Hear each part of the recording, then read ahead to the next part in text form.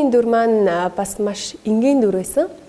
Тэгээд ерөнхийдөө өмнө нь тоглож исэн дүрүүд маань илүү тийм хурц талдаа одоо зомбитэй кино ч юм уу эсвэл вампиртэй кино эсвэл түрүү жил бас Netflix-ийн Марко Поло кинонд болормоо хэмээх дүрд тоглосон байгаа. За 13 дугаар зууны дээр үеийн эмэгтэй ч юм уу эсвэл одоо мафийн толгойлогч ч юм уу тийм ээ. Огцом өөр дүрүүд байдаг гэсэн.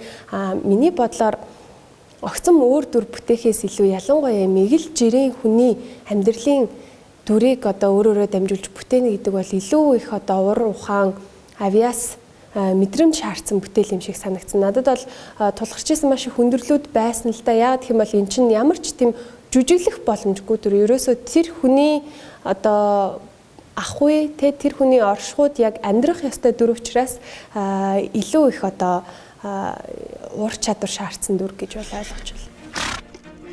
Ариуна тэгээд сайхан бүсгүй болсон уу?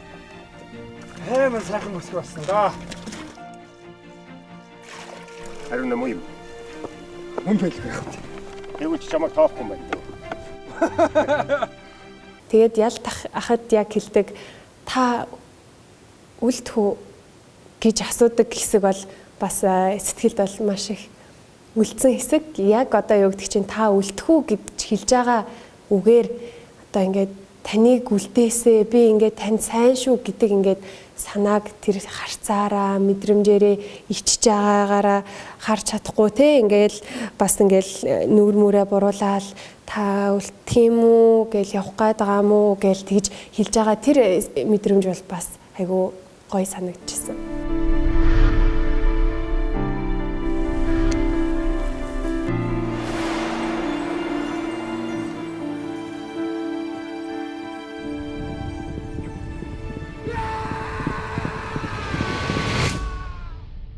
Энэ киногоор дамжуулж би бас нэг зүйлийг ингээ бодоод байна л да. Энэ бол мэдээж одоо хөдөө болж байгаа тий ахан дүүсийн хайр дурлалын ахуйн амьдралын одоо яг асуудлуудыг харуулж байгаа этник төрлийн кино. Гэхдээ энэ эргээд соёлын бит бус өв уламжлалыг бас сурталчилж байгаа кино юм болов уу гэж бодож байна.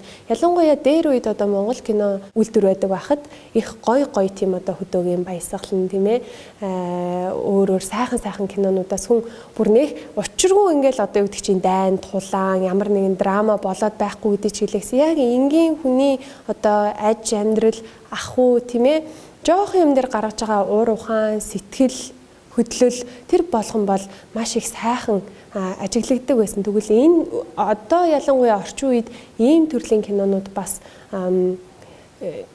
тодорхой хэмжээгээр дутмаг байдаг гэж би бол боддог.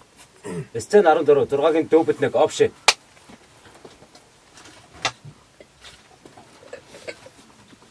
Тайм.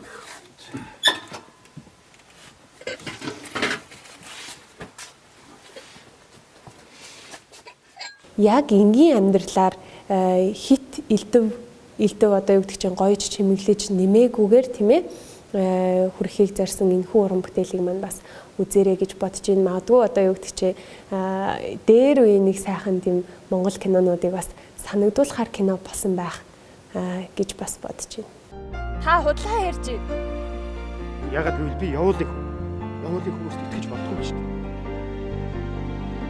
Орон даяар зөвхөн IPTV-гээр